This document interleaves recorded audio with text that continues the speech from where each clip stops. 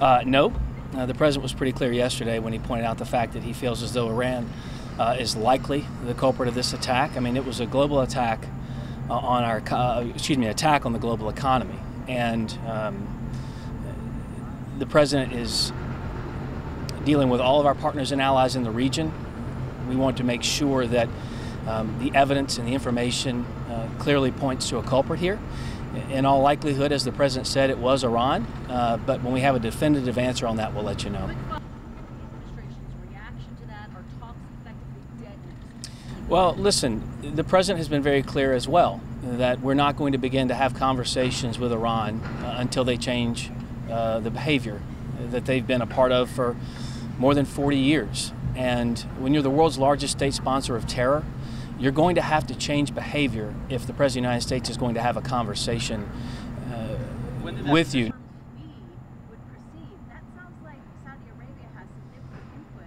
The President wants to make a deal with Iran. He sees great potential in the country, but I'd say for the better part of 40 years, this kind of behavior has been well documented, well known across the globe.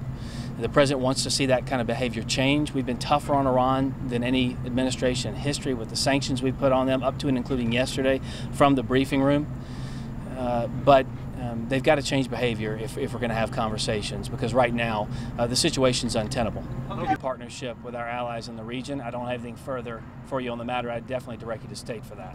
Again, the president's being cautious, and if we were banging the gong today about Iran being the culprit definitively, without presenting the case to the American people, everyone would be saying he's a warmonger. So the fact is the president's taking this tack very clear-eyed.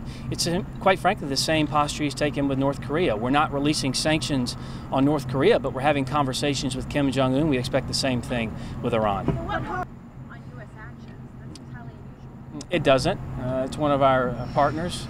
They're in the region, experience this stuff on a daily basis. We want to consult with them. We want to have conversations with them, but ultimately the President of the United States makes those decisions. It's not dictated to us by another country. Okay. Who else is the administration considering?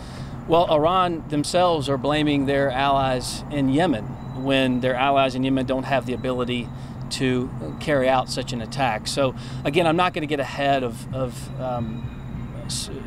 what the president is going to do or what he won't do, and I'm definitely not going to speculate on people who haven't even been named yet.